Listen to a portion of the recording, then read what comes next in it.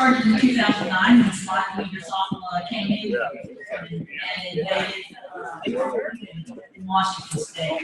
Management practices. And to control the spotted wing drosophila, of course, it took weekly cover sprays.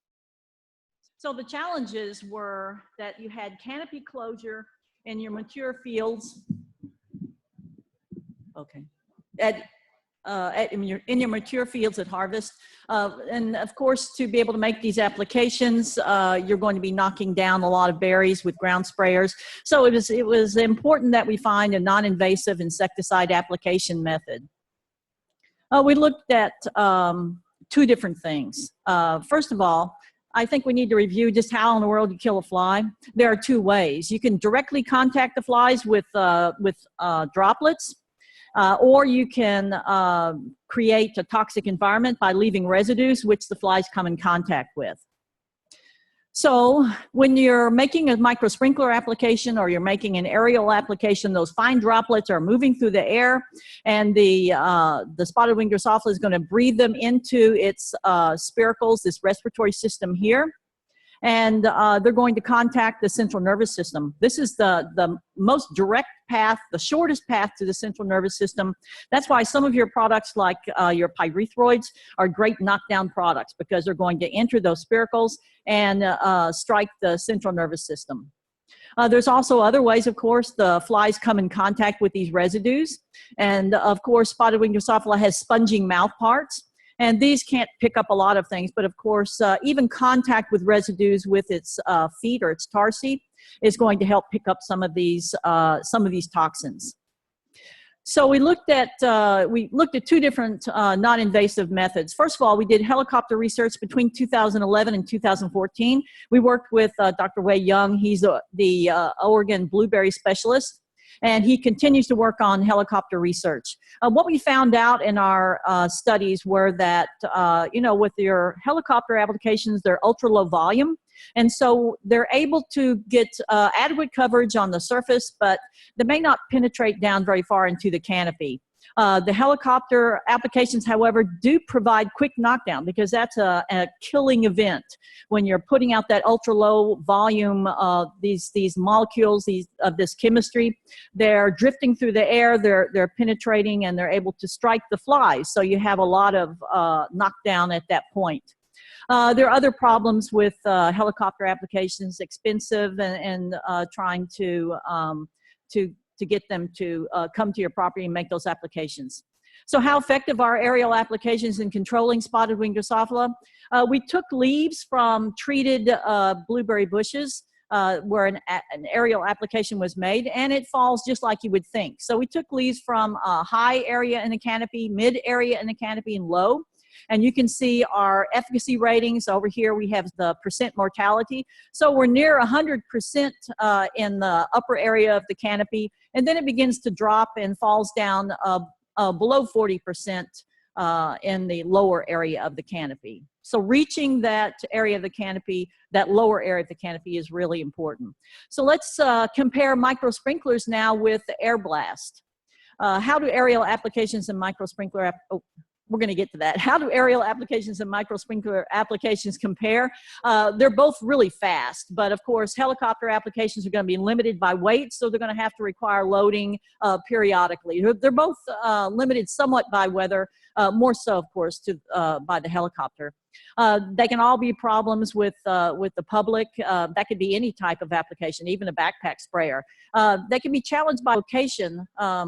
In both situations, really. But it comes down to multi-usage. The multi-usage potential for microsprinklers could include cooling and frost protection.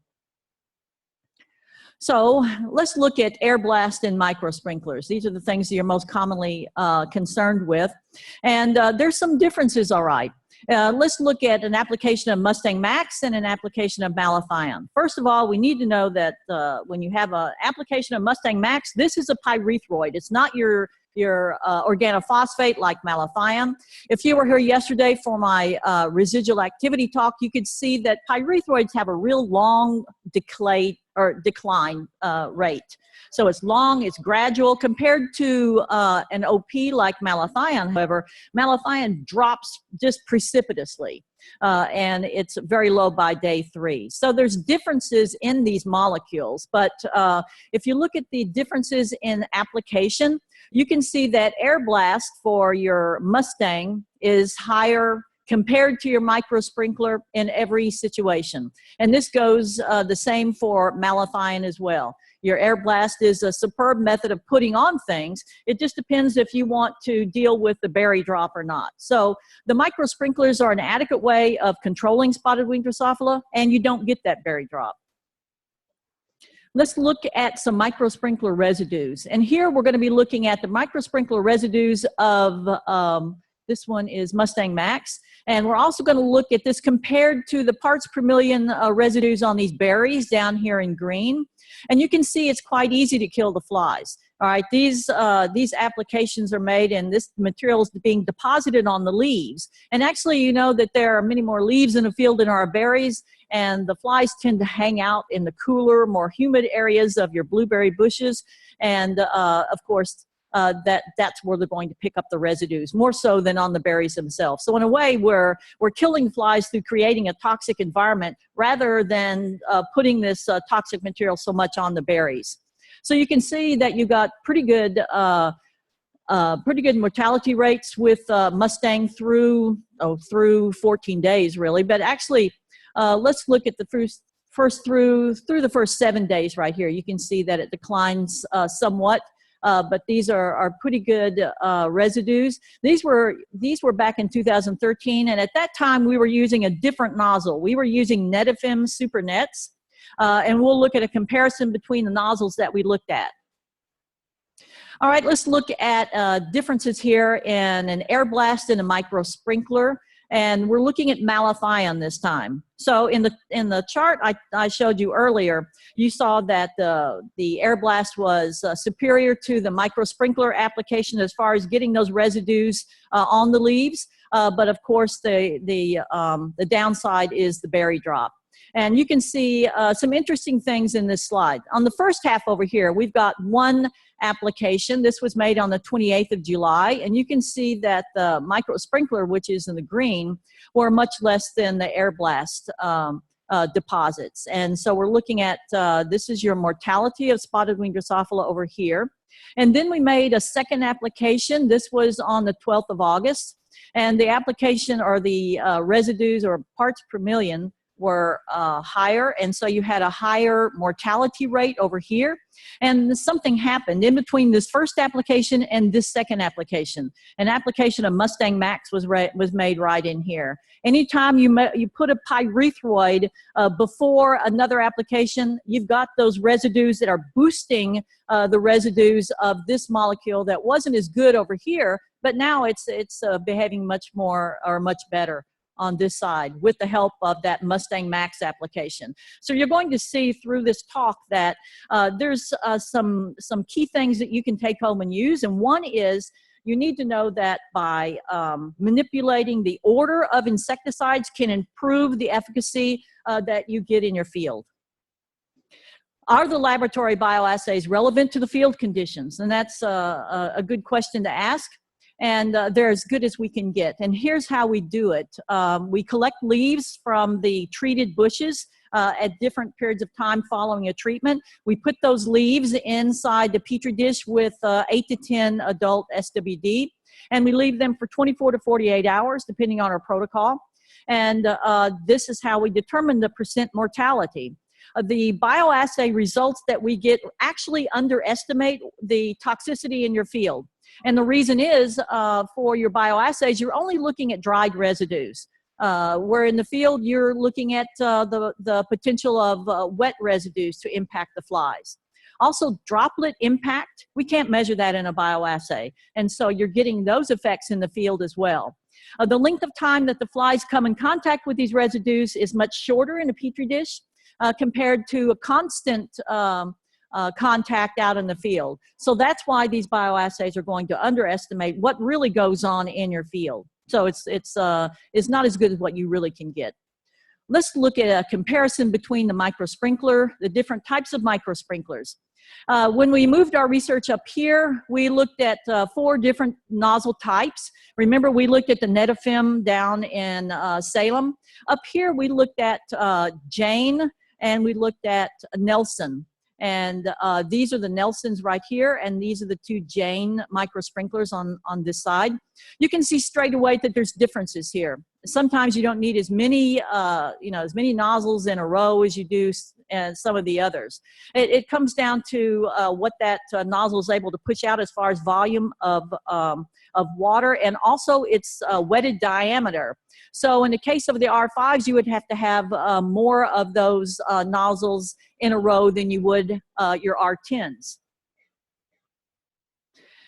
When we look at the efficacy of these products in the different, across the field in the different nozzles, here's the Jane 501s, the Jane Mini Revolver, and the 2 Nelson products over here.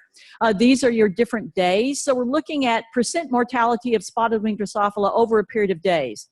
In this one, it appears that maybe the 501s may be a little better, but the 501s, there was a lot of some mechanical problems that we had experienced with the 501s. So overall, there's really no statistical differences between these different nozzles. So you have plenty of options when it comes to choosing nozzles. This is the Netafim nozzle on the left here. And then let's see, these are the, this is the Nelson R5s. These are the Nelson R10s. And here's the Jane Mini Revolver and the Jane 501. You can see that there are 4 different designs here. Some of them are rotator pop-ups in the case of this one and this one. And then the others are simply rotators. This is a turbo hammer in this case. There's a lot of moving parts here, quite complicated. And so all these issues help you determine which microsprinklers might be better for you. And that's where an irrigation company can come in and design a system for you that is specific for your field, because everyone's field is different, and it can be set up to be much more efficient with some irrigation assistance. Here's some of the problems that we experienced. These things were intended to be irrigation nozzles, really not chemigation nozzles. And so this portion right here called a bridge can cause some interference, and so you can get a little dribble out of that. Here we had this one, some of the head tips blew out, at least 3 out of the 14 over the winter. Here we had some entry by slugs, so we had some contamination. So there really wasn't a perfect nozzle. Even the Netafims down in Salem, there were some issues periodically with those. So it's something that you have to care for. This is an investment. It's not a cheap venture, and you want these things to last a long time. Let's look at field coverage by the different nozzles. To determine this, what we did was we put out water-sensitive cards, and we put them in different positions. So if you were to look at a blueberry bush, we put them in between the blueberry bushes, and we also put them on the outside in these positions where it was high, it was sort of middle of the area, and low, and even interior of the bush right here. This is what we got when we looked at the 4 different nozzles. Pretty much the upper area is going to be quite blue, and then as you proceed down, you're still getting some hits with the droplets, even down low. And remember, it's important to get penetration into that bush. There's really kind of offsetting ideas. The Nelson R5s were more like the Netafims. It was a finer droplet. But in some cases, it might be harder to penetrate that canopy with a finer droplet. You also have to worry about more drift when you have a finer droplet. And of course, the question is, how can we get an even application? So you really want a good distribution or uniformity of distribution. You want that material on the bushes. You don't want it to drip off onto the ground. And so to determine or to figure out how this can work. Originally, what we did was we put blue dye into a tank, and then we this would represent the blue dye in with the material. And so as it is injected, we can see it move across the field, and you can look at the pattern in that way. So this is a nozzle right here. Here's a nozzle. Here's another nozzle here. So this is an opposite configuration, and you can see that these wetted diameters are going to overlap. One of the things I'm interested in is looking at some of these overlap areas. For instance, right here and right here, again right here and right here. I'd like to know if those residues are any higher or any lower, because it looks like they're receiving more material. It would be interesting to know. If they're receiving a lot of water, you might think they might be hot spots. They might have a little higher residue. On the other hand, they might be washed off in that area. So, yes, Daryl?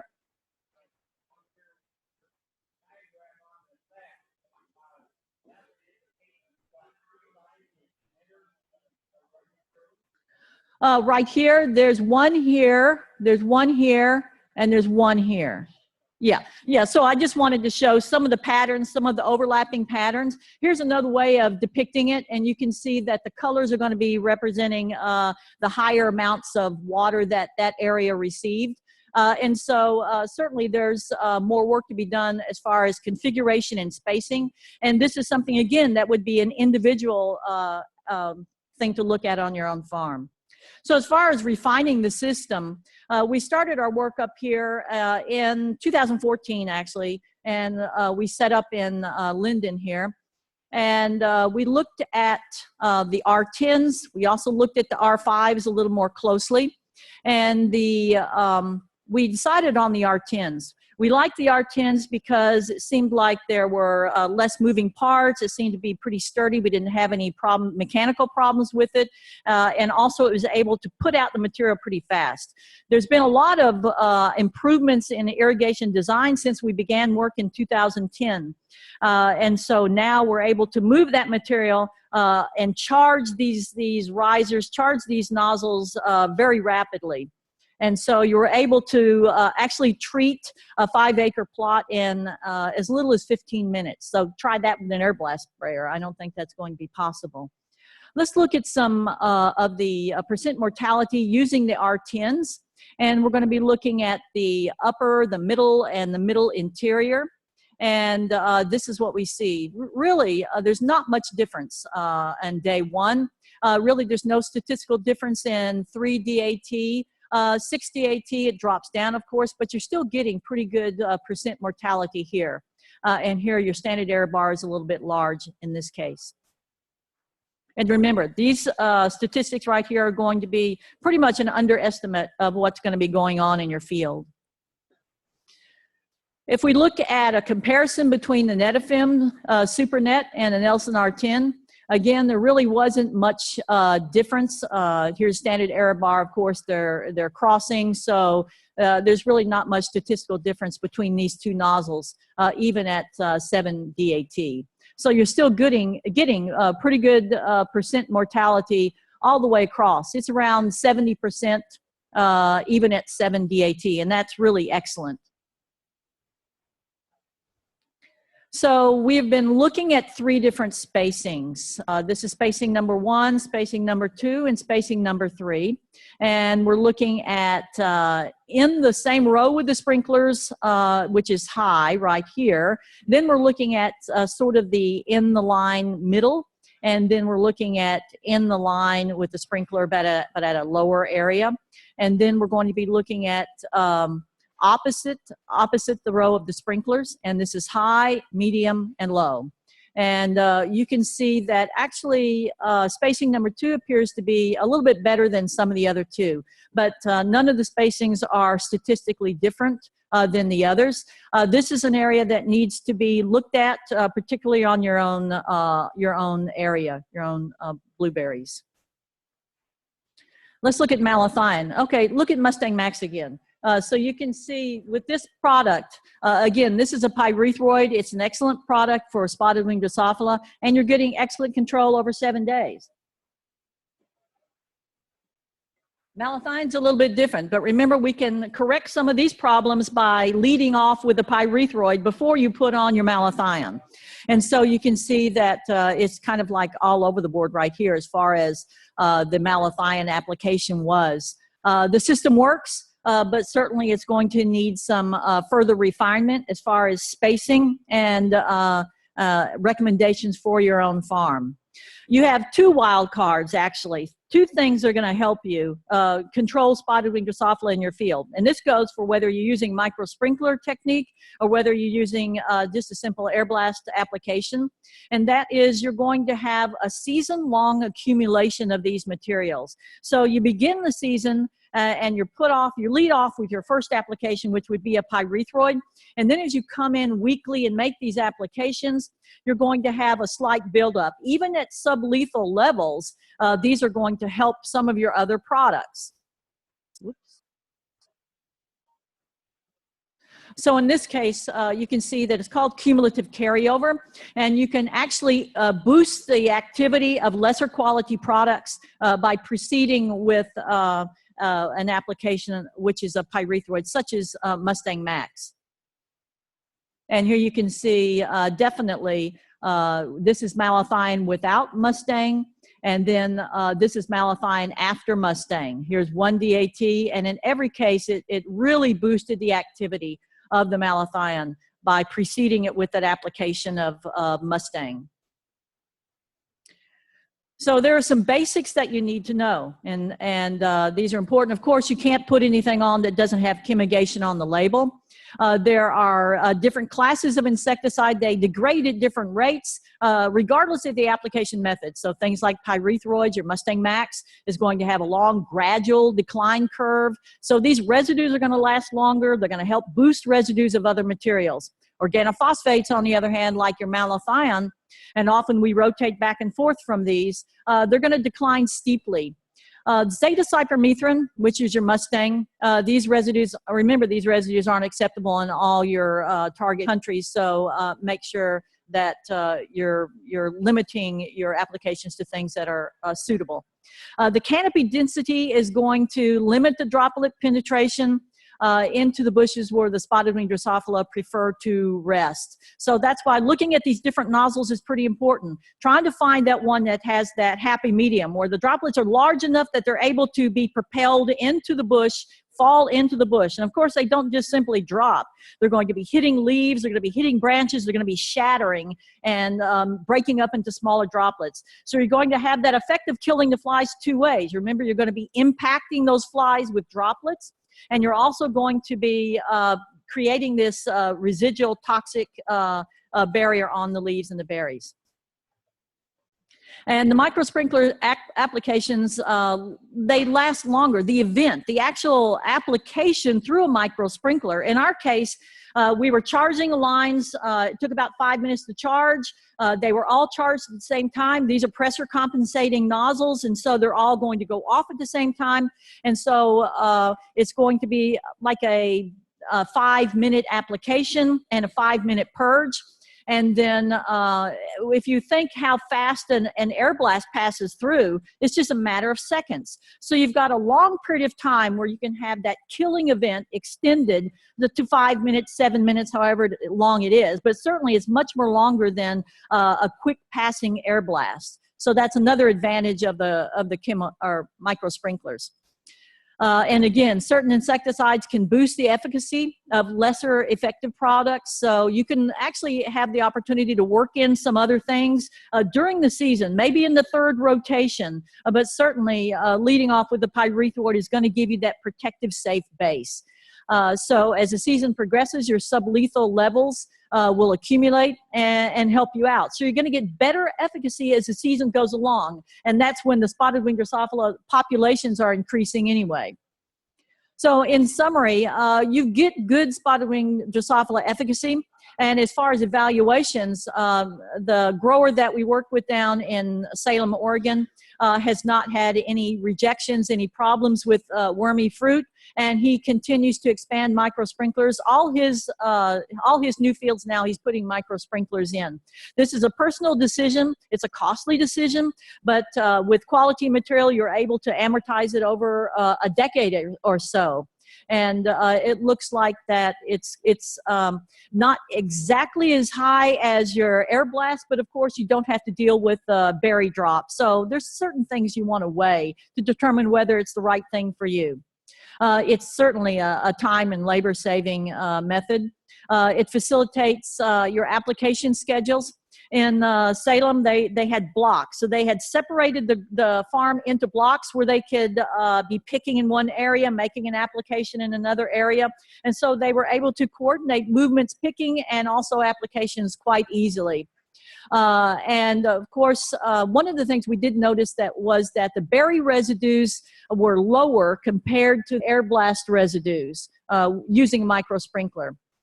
Of course, to make it work for you, you're going to have to require irrigation engineer design. SWD efficacy testing will also help to determine how effective your system is and if any tweaking needs to be done. And irrigation companies really should work on reducing the cost of this infrastructure so it's reachable by all growers. Here's some future considerations that I think are needed as microsprinklers move ahead. That would be to investigate these residue patterns, particularly in overlapping areas, to make sure that the residue levels are not higher or too much lower than some of the other areas. Continue to increase the speed and efficacy of these applications. Improving the nozzle design may help to reduce some of that dribble that you noticed. And we need to determine the optimum spacing. And again, this would be an individual thing.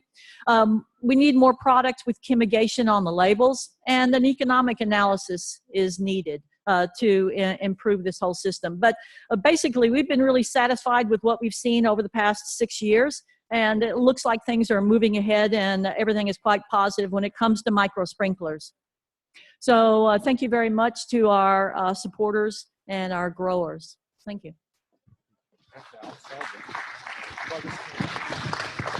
Hi. I got a question for you, and another one's a statement. With the mister, usually the gallonage is about 5 times what the rate of a drip is. So putting your substations in a smaller block because of the amount of water that you would require for the mister. And the other question is how high do you place this mister? Above the bush, middle of the bush? Where do you put it? You know, that's something that we haven't, no one has done research as far as placement. You know, I don't know if it's possible to lower those risers any so that the material's coming out in the center of the bush. But then again, you don't get the surface protection that you would. And also your berries oftentimes hang out over the edges. It depends on the cultivar. So Daryl, we haven't really looked at any other placement of those sprinklers, but certainly looking at the interior of the plant would be interesting because as you know, that's where spotted wing drosophila is, and that's what we want to reach. And as far as comparison with drip, it really needs an overhead application to make those droplets impact the flies and to create the residues on your leaves. And that's how you create a toxic environment and kill the fly. Excuse me, I was just wondering, have you looked at how well the systems hold up to mechanical harvesters? To mechanical harvesters? They're set at a height, usually at 7 feet. At least that's what they were down in Salem. And we were able to run the mechanical harvesters with no problem over those risers. Hollis, this is my technician, Hollis, so he may have some things he wants to add.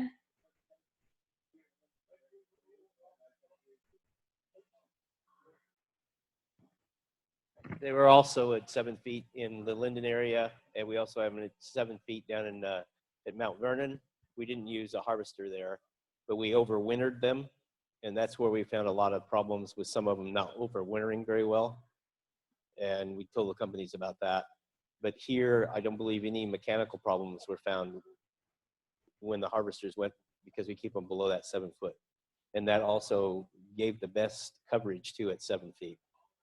So depending on how high those plants are, I know we were using a variety here that was this high. So 7 feet was just enough. And around the sprinklers, we had to take a few little trims to make sure we got that. So we got one last question from Prosser. Bev, do we know where spotted wing hang out in the canopy? Do we know where they hang out in the canopy? Yes, they hang out in the cooler areas. You know, we know that because from our trapping, we catch more when we put it in the dark, cooler areas of the bush than we do out in the sun. And so they like that protected area, and that's where we really need to get the residues to coat those leaves in that area. So again, you know, summing up this, you can see that microsprinklers have a lot of, I think, a lot of potential, and it's going to come down to a personal decision. And it's going to something that's going to be improved as things move along. And I really think that this is the future for applications, particularly in high bush blueberry fields, where you want to maintain the same row size and row spacing that you do now. So I think it is something that is very promising. But again, you can see that depending on the material used, you get a little bit different efficacy. But, you know, putting these things in a particular order improves that efficacy. These are all things to consider when you're thinking about putting in a microsprinkler system. Oh, and don't forget the multi-uses potential as well. And that would be up here, frost protection. And so we believe the R10s might be good for that, compared to down in the Salem area where they were using them for cooling. And who knows, in the years to come, we may be using them for cooling here too. Thank you.